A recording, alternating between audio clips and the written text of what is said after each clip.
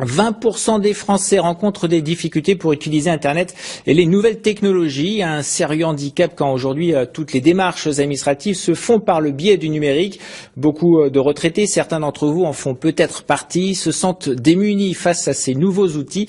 On parle dans ce cas d'électronisme, mais ce n'est pas une fatalité, comme nous l'expliquent Marine Guigné et Frédéric Borde. Un smartphone ou une tablette, l'équipement numérique gagne les foyers. Paradoxe, près de 13 millions de Français avouent ne pas maîtriser ces nouveaux outils.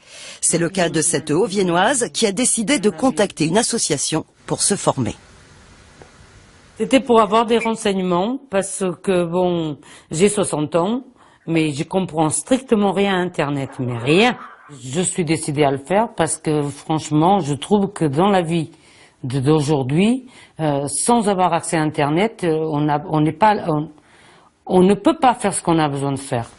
Maria devra patienter, car la demande explose et les listes d'attente s'allongent.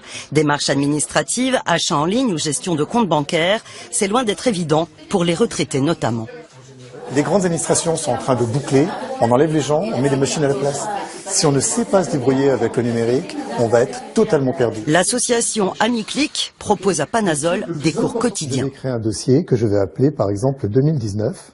Chaque semaine, près de 130 adhérents apprennent ici les subtilités d'Internet et de l'informatique. Chaque fois que Windows se modifie, chaque fois que on est un peu perdu quand même quand on est tout seul face à son écran. Personnel soignant, chef d'entreprise ou employé de l'industrie, on y retrouve tous les profils. Le phénomène de l'électronisme, c'est-à-dire l'illettrisme dans le domaine de l'informatique, n'a pas échappé à cette retraitée de l'enseignement.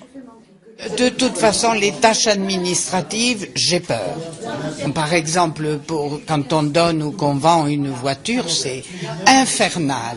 Ça nous envoie partout et on n'y comprend rien.